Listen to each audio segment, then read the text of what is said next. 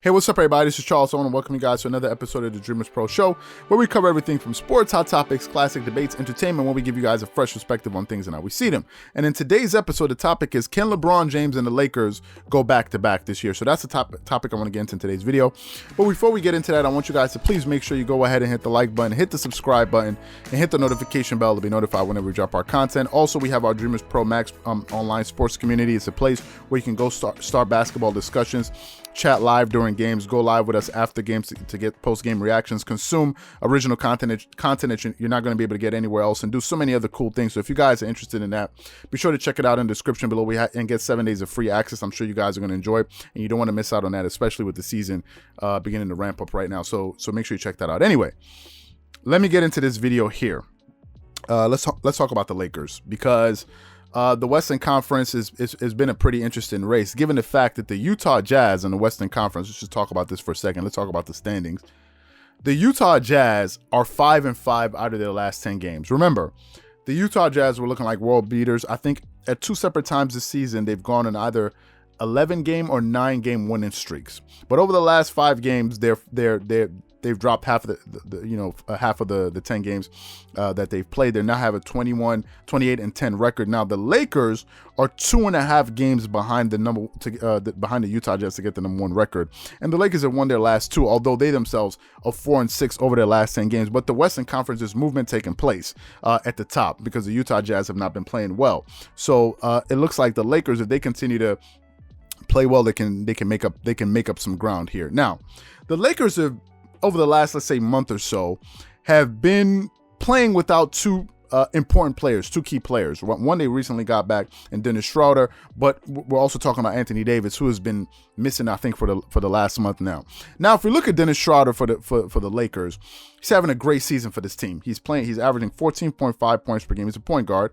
He's getting 3.5 rebounds and 4.5 assists, but he's also a great on-the-ball defender. I've watched some games of the Lakers and watched the defense that Dennis Schroeder plays. He plays great defense. On the defensive side of the floor, he's been filling in nicely for Rajon Rondo. We have to see how he's going to perform in the playoffs. But so far, he's been playing his tail off. He's played 35 of the games that the Lakers have played this season, so he's been available for the most part. He's shooting 43.5% from the field, 31% from the three. He's not a very good three-point shooter, but the team overall is not a very good three-point shooting team. I think the Lakers as a team are shooting about 34% from the three as a team. So they themselves, as a three-point shooting team, they're not a very good three-point shooting team. He's shooting 82.6% from the free throw line, and also getting you 1 steal to go with all of these numbers. Now, if we look at the other key player that they're missing in Anthony Davis, before he went out with this tendonitis or tendinosis, whatever you want to call it, he was averaging 22.5 points per game, 8.4 rebounds, and 3 assists per game, right? But AD has only played 23 games of the season, so he's probably missed about 50% of the games that have been played this year. That's a lot of games. When he was playing, he was shooting 53% from the field, 29% from the three, 71% from the free throw line, and also getting you 1 steal and 1.8 blocks per game, which is pretty impressive, because Anthony Davis is a very versatile player, and I think he's a very good defensive player to be quite honest with you. Now, the Lakers have been somehow, some way, finding a way to stay afloat, and I think a lot of that has to do with the play of LeBron James, because he's been, funny enough, LeBron is actually having a better year this season for the Lakers, in my opinion, than he had last season, right? If you look at LeBron James' numbers, if we go over his numbers, let's just talk about his productivity last year. Last year, he was scoring 25 points per game. He shot 49% from the field. He shot 35% from the three, 69% from the free throw line, got you 7.8 rebounds, 10.2 assists, and 1.2 steals. But this year, given the fact that he hasn't had Anthony Davis for about a month or so, he's been really stepping up. LeBron this season is averaging 25.5 points per game. He's shooting 51% from the field, so he's shooting actually a little bit better this year from the field. He's shooting about 1 percentage point higher from the three-point line. He's shooting 36% over 35% last season. His free throw shooting is pretty much the same at 69%. He's getting you a little bit more rebounds this year. Last year he got you 7.8. This year he's getting you 7.9. His assists went down because, you know, they have other ball handlers like Dennis Schroeder, but he's still getting you eight assists per game. He's getting you 1 point, and he's getting you 1.1 steals per game. But it goes beyond that, because LeBron James has been really leading this team also from a leadership standpoint and just bringing guys along. Now, obviously, the Lakers have had some rest, but listen, you take LeBron off of this team, and I think they would just plummet in the standings. Last night, they had a very good win against the Golden State Warriors, and they held the Golden State Warriors to 97 points. 97 points, which means that the Lakers have been able to rely on their defense. Let's just be honest. Listen, and this is one of the reasons why defense is so important.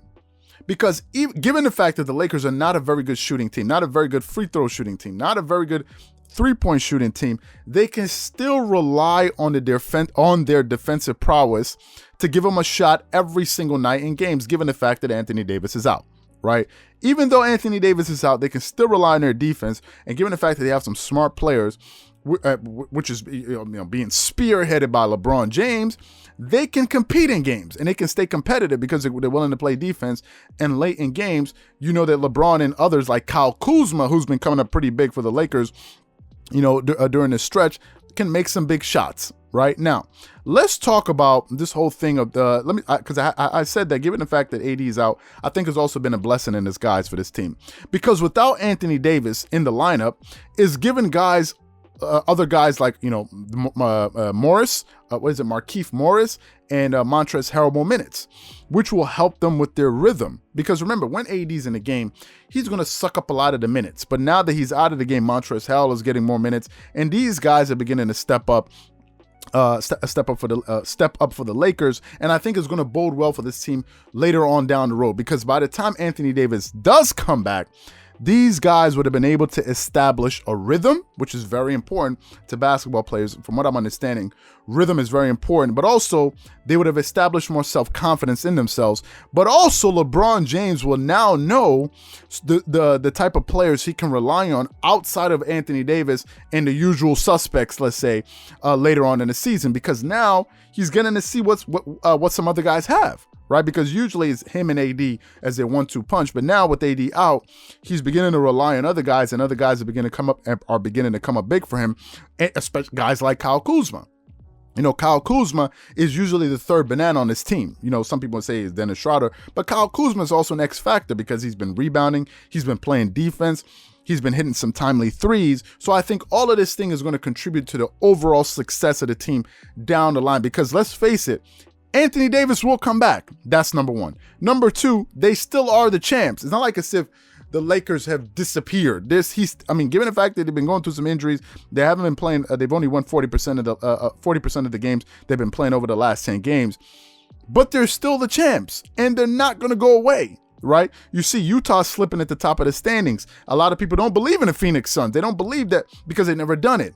So the Lakers have been there. They're like, reliable. They've been there. So for me, the question is, will they be able to go back-to-back? Can LeBron James and the Lakers go back-to-back? I think they have a good shot for a few reasons. Number one, their defense. Defense is going to help you win titles. You can always rely on your defense. Your jump shot may go away. Your offense can go away, but your defense is always there, number one. Number two, they still have LeBron James, who's one of the smartest basketball players in the NBA. Number three, they will have Anthony Davis. Number four, these guys are the other guys that are getting these minutes are going to be able to build their confidence by the time AD comes back and the playoffs roll around. So listen, I think they're going to be firing on all cylinders, and I think they're going to have a good shot. I think the Lakers have a very good shot to at the very least, go to the Western Conference Finals. And if they get there, then anything can happen. So to answer the question, yes, I think they can go back to back, and I think they have all of the pieces to make sure that happens, given the fact that other teams in the Western Conference have been either very inconsistent, like the Los Angeles Clippers, and others just haven't proven it that they can actually go there and deliver because they've never done it. So what I want to know from you guys is, do you think that the Los Angeles Lakers have a shot to go back to back this year? Whatever you guys think, please leave your thoughts and comments in the comment section below. Again, if you enjoyed the video, be sure to make sure you go ahead and hit the like button, hit the subscribe button, and hit the notification bell to be notified whenever we drop our content. Once again, this is Charles here from Dreamerspro.